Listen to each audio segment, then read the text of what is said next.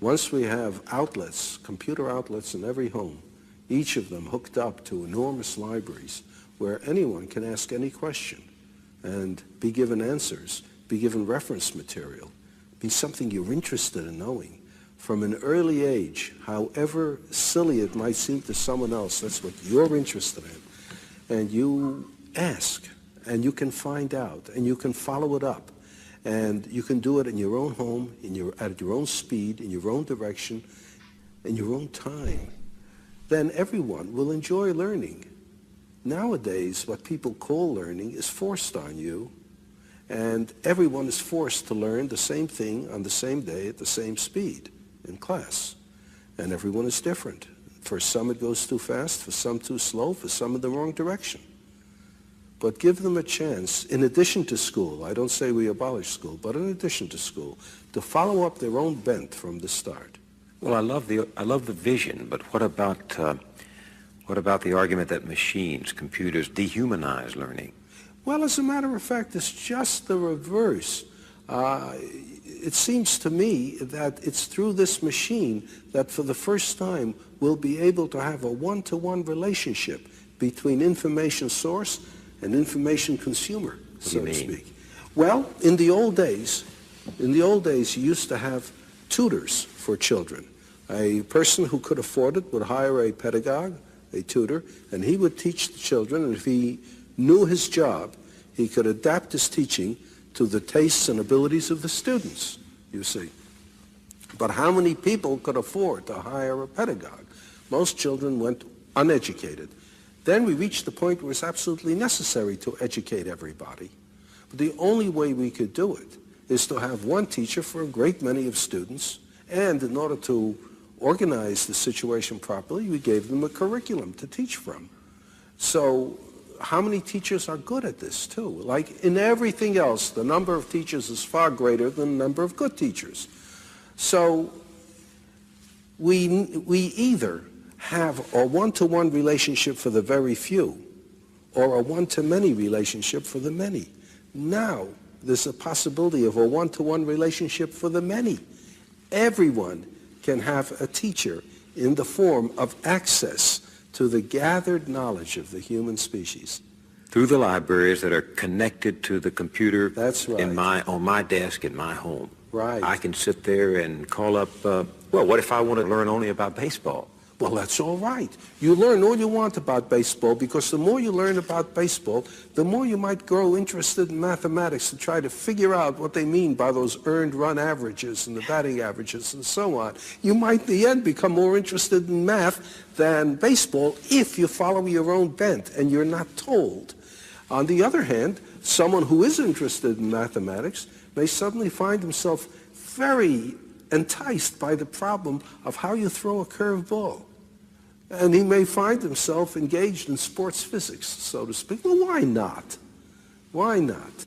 But you know, Dr. Asimov, we have such a spotty, in fact, we have such a miserable record in this country of providing, say, poor children, even with good classrooms. And I wonder if our society can ever harness itself to provide everyone, including poor children, with good computers. Perhaps not at the very start, you know.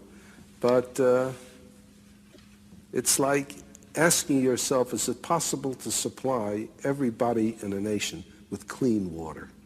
Now, there are many nations where it is impossible to get clean water except under very unusual circumstances. That was one reason why people started drinking beer and wine, because the alcohol killed the germs. If you didn't drink that, you died of cholera.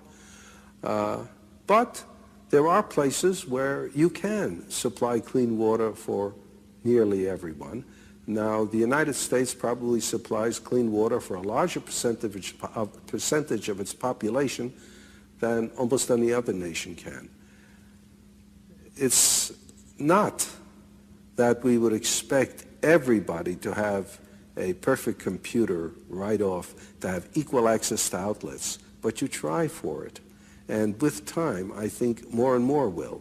Just as, for goodness sakes, when I was young, very few people had automobiles, very few people had telephones in the home. Almost nobody had an air conditioner. Now, these things are very common indeed, almost universal. It might be the same way. So you're, in a sense, every student has his or her own private school. Yes, and it belongs to him or her. He can be the sole dictator of what he is going to learn, of what he is going to study. Mind you, this is not all he's going to do. He'll still be going to school for some things that he has to know. Common knowledge, common database. Right, and interaction with other students and with teachers. You can't get away from that.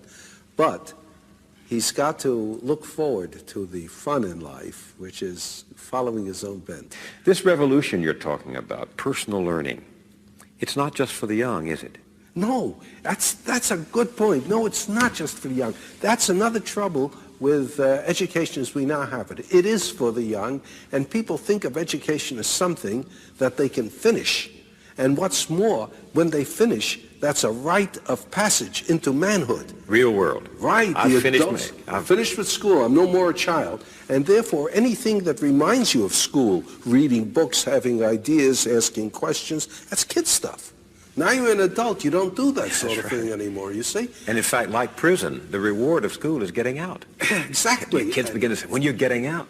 And every kid knows that. Every kid knows the only reason he's in school is because he's a kid and little and weak. And as soon as and in fact, if he manages to get out early, if he drops out, why, he's just a premature man. Yeah, so that's exactly right. In the city, I've talked to some of these dropouts, and they think they're there. They think they've become men because they're out of school. That's right. What's wrong with this? Well, what's wrong with it is you have everybody looking forward to no longer learning, and you make them ashamed afterwards of going back to learning.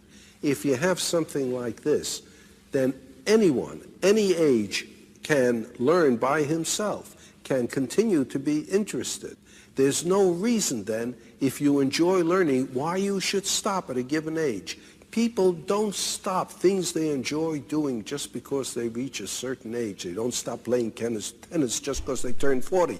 They don't stop with sex just because they turn 40. They keep it up as long as they can if they enjoy it. And learning will be the same thing. The trouble with learning is most people don't enjoy it because of the circumstances. Make it possible for them to enjoy learning, and they'll keep it up. There's the famous story about Oliver Wendell Holmes, who lived to be well into his 90s. He was in the hospital one time. He had not long to live. He was over 90 already. And President Roosevelt came to see him. And there was Oliver Wendell Holmes reading a Greek grammar. And Roosevelt said, "Why are you reading a Greek grammar, Mr. Holmes?" And Mr. Holmes said, "To improve my mind, Mr. President."